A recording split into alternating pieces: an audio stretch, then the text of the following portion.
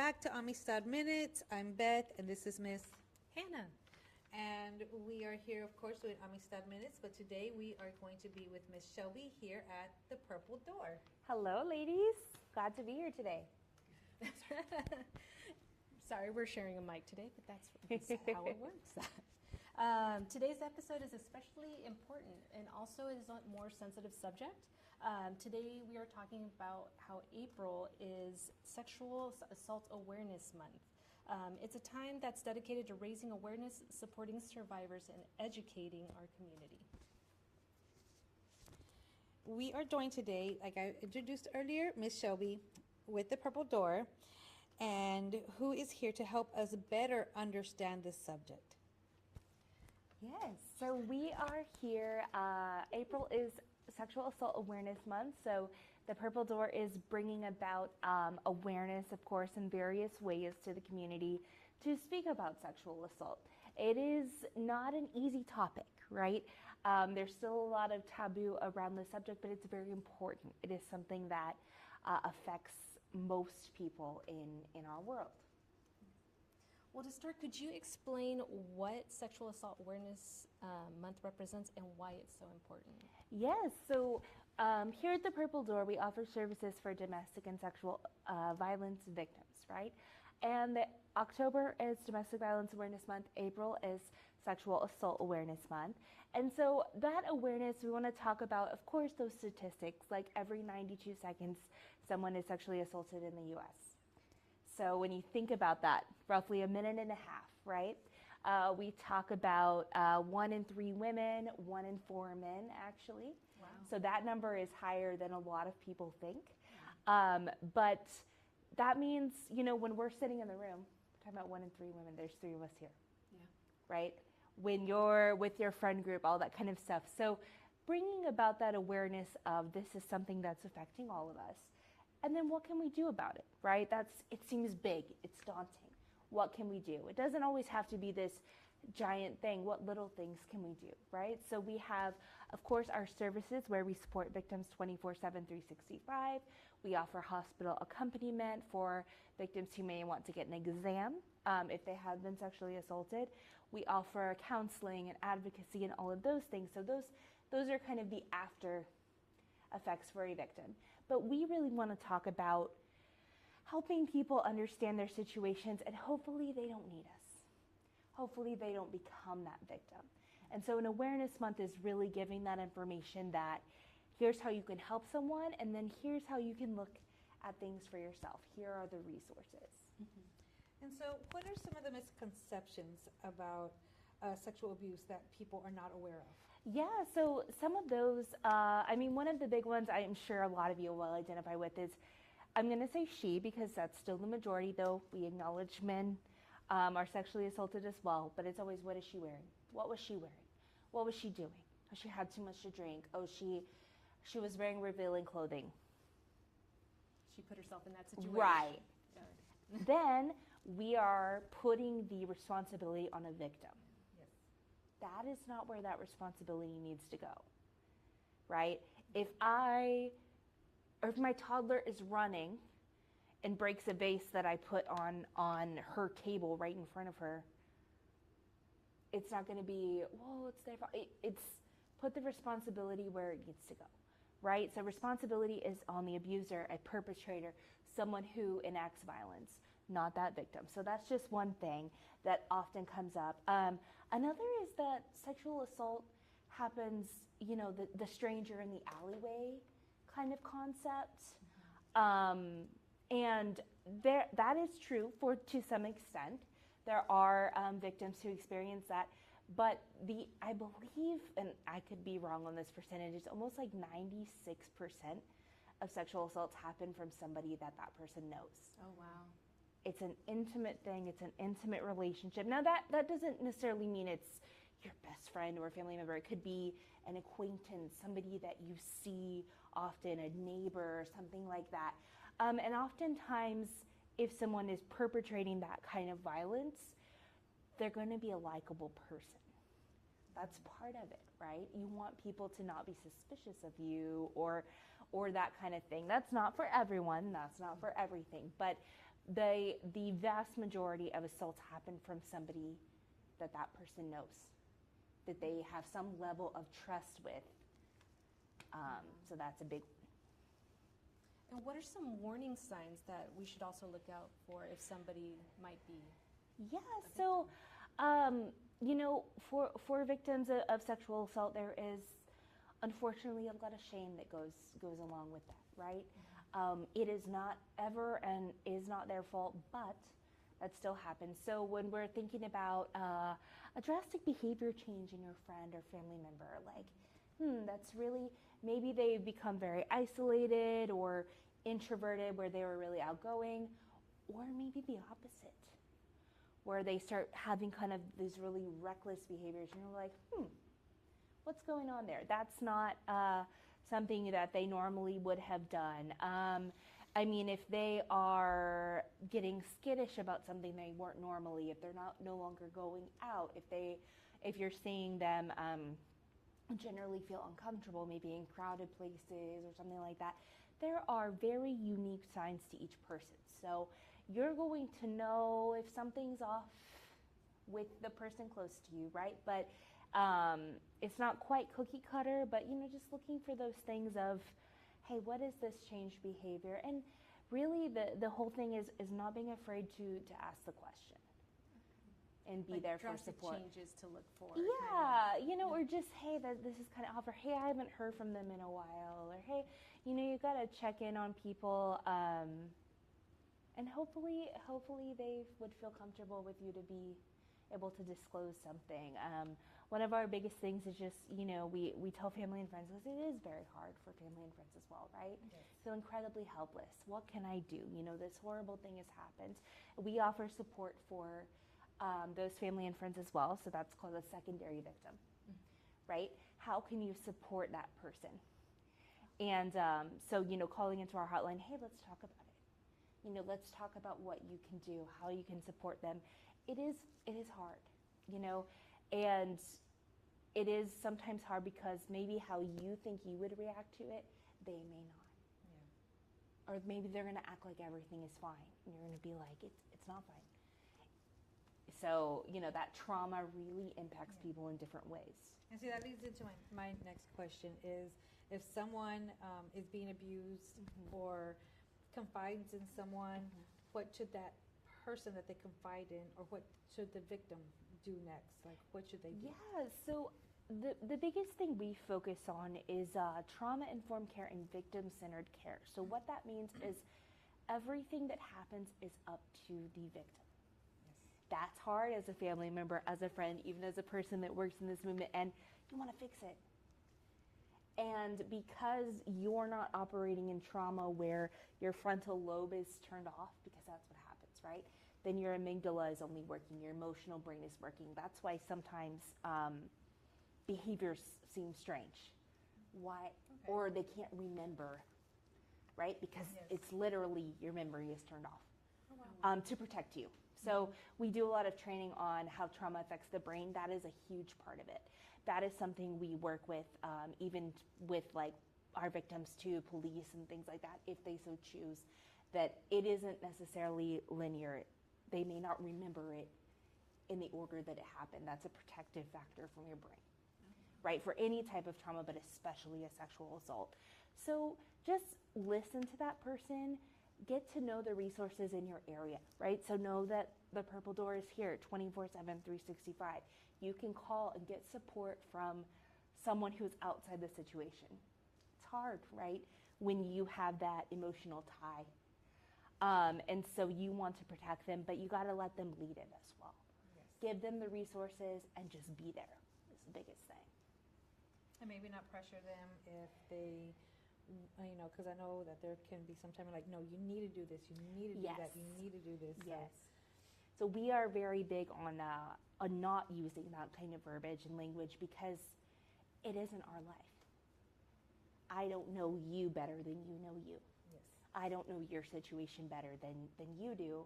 And also in a sustainability idea, for that to continue and that person to really find healing, it has to be their choice. And And so what should somebody do if they find themselves experiencing abuse but don't know where to start? Yeah, so I mean, biggest thing is just Google is our friend, right? So if you Google in this area, we are going to pop up. And you have call and you have text and you have internet information. Some people do not have that. Abuse is incredibly complex, so it could be that they're not allowed to have those resources. Try to make a relationship where you can confide in somebody. Ultimately, if you are in imminent danger, call the police if you can. We talk a lot about safety planning, so we also understand that not necessarily in a sexual assault, but in a domestic violence situation or long-term abuse situation, that person may not be ready to leave right then. It's 7 times is the national average it takes for a person to leave an abuser. That is a little tricky to understand. So you think just leave, just go, you're not safe. So is that like mentally they leave, or is that physically? Both. But typically physically, when we're talking about abuse, again, we say we treat every person as individual, it's unique. So maybe you have children, that's going to be complicated. Maybe you don't have a job, you don't have a house, you broke connection with family and friends. That is often a tactic of abusers, right? Isolation. You rely solely on them. The thing about abuse too is often, not in every case, but that victim will look and it's the idea that it wasn't always bad. You heard of that love bombing idea that like in the beginning everything's good, everything's roses and beautiful and it's really great and that person is great. Sometimes holding on to that idea of, well, it wasn't always bad. I want to get back to that. What can I do? Right? And so, or you try to leave and it doesn't work out the way you thought. Or it's really a difficult thing. And the most dangerous time for a victim is when they do leave an abuser. It is exponentially more dangerous for them because that abuser is losing control of them. They will then escalate their behavior in most cases. So it is not safe. So that is what our advocates and counselors talk with victims about. And hey, let's make a plan, or hey, you come in now, or what are we going to do in this case, especially when kids are involved, because often this may sound a little wild, you still have to co-parent with that abuser. Yes. In most cases. It is rare actually that, that person's going to be completely out of the picture. So we try to help work on that as well, because that is incredibly challenging.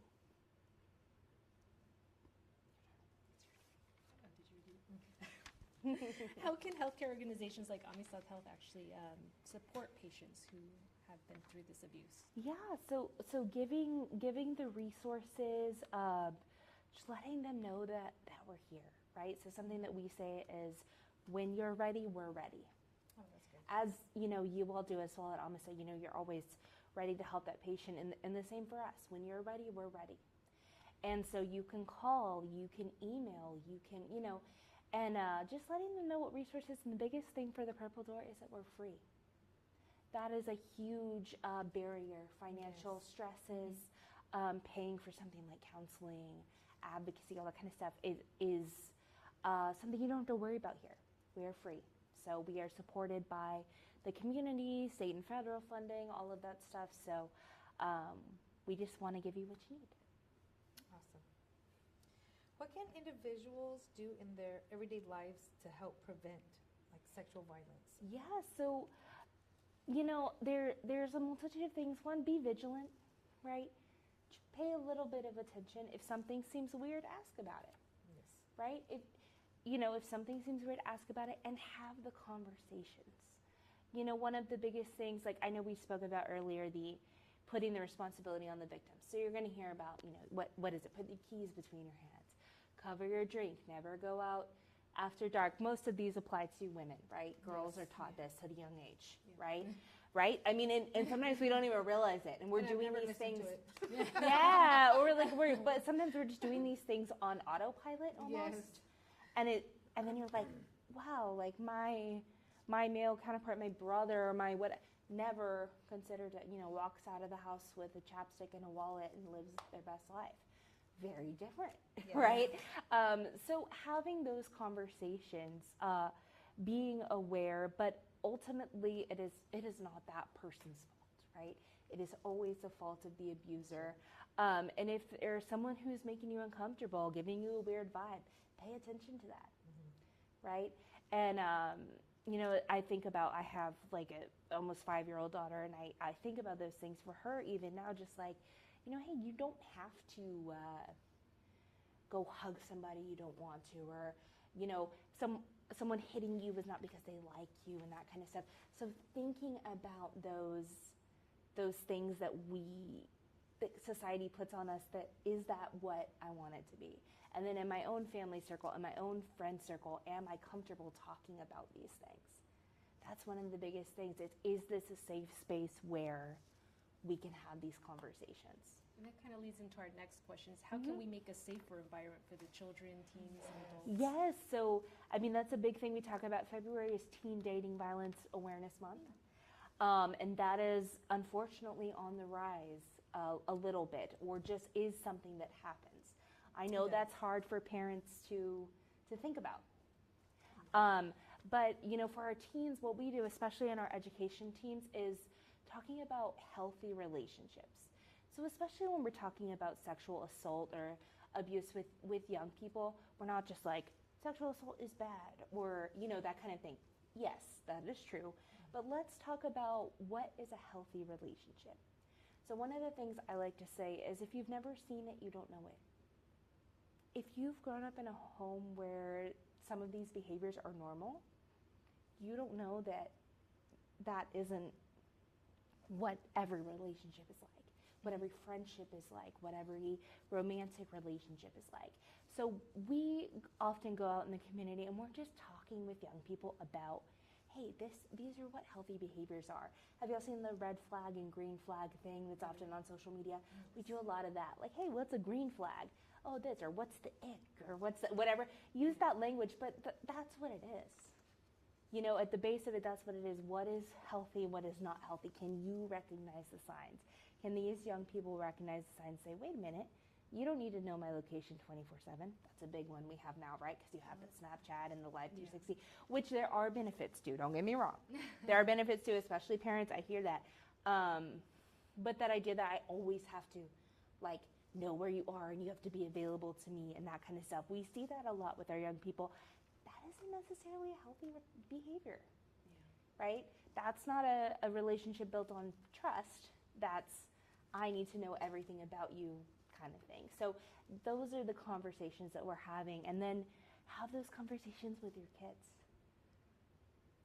As uncomfortable as they may be, or whatever that is. It's uncomfortable for everybody. But have that and with their friends, and just try it, right? Yes. Open that door. Be open. Be open, exactly. So do you have any last words for our viewers out there about this month and what all of this means to you and the Purple Door? Sure. Well, we so appreciate the community support. We've done a few events this month. We had an Art for Peace and Unity event, bringing together adults and young people to create art at the Garcia Center. That was lovely. We had an event on Friday night called Chismes and Cafecito, which was really fun at a Bella Roma Cafe. It was lovely, and we got to talk together about, that's delicious. We talked together just about some of these questions, almost like what we are talking about, but in a way that it made me think about my own, within my family. I need to start having more targeted conversations and ask some of these things and just really find out. Instead of, how was your day? Oh, fine. Let's do a little bit more, right? Yes. That was really great, went super well. We have an event on April 30th called Raise the Bar. So this is especially for our young people. It's going to be at Rocket's Whiskey Bar. And it is kind of that nightlife culture focus on, let's have some of these conversations. What can we do, especially for young people, going out? How can you be more safe? Some of those things.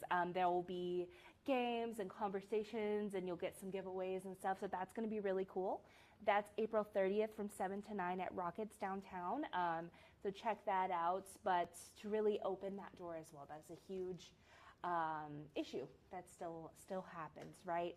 We have Denim Day on April 29th. That is an international day of awareness. So I may get the story wrong. I'll give you a very short synopsis. I believe it was in the 90s, a woman in Italy was sexually assaulted, and the case was thrown out because they decided that her jeans were too tight. Oh, wow. Because her jeans were too tight, they said you had to have helped the perpetrator take them off. Oh, wow. So you must have consented to this. That is a very short synopsis. Please go Google it. There's more.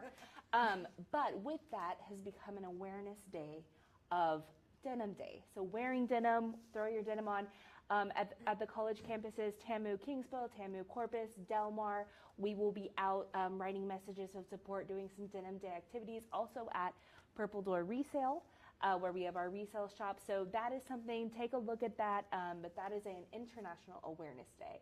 So very interesting concept. I've never heard of that. Definitely going to look into that. Yes. And send us a flyer so we Yes, can post that as well. absolutely. No, we would love it. And especially for our college students, check out at your campus. We'll be out there doing some activities. Great. Yeah, that kind of leads into our next question. Mhm. What can our listeners do to help spread awareness and be more involved? Yeah, so look for those opportunities. If you want to volunteer with us, we do some trainings, almost like a domestic violence crash course, also a longer sexual assault training through the state. But you can also volunteer with us, whether you serve victims or just help the agency. That's really great. A lot of our college campuses have small groups that come in on Saturdays and do different things. But then just ultimately try to get informed, and get informed with things that agencies are really doing. I know it's hard now with so much information inundated on us all the time, but really take a look in your local community and what are they doing? And do I know the hotline number? Do I know this? And just be able to share that if needed and come join in when you can. Great. Well, we thank you, Ms. Shelby. Thank you for your time, and we appreciate you, and I hope we get to do this again. Yes, that's so fun. So thank you, and you Thank have a you. wonderful day. And thank you, viewers, and thank you, family, Amistad family, for watching. And Do you have any social media or anything you want to Yeah, where people can sure. find you So or to reach check out? us out. We have Facebook and Instagram, Purple Door TX. No, you're good. And then our website is purpledoortxliketexas.org. Feel free to check that out. And our 24/7 hotline number is 361-881-8888. Well, thank you so much for being our very first Thank external you. guest from Yes. Amistad. This has been an honor, definitely. yes, definitely. We were very looking forward to this. Yes. Us as well. Thank you so much, and thank you for allowing us to share this message. Thank you. Thank Appreciate you. it. Thank you, guys.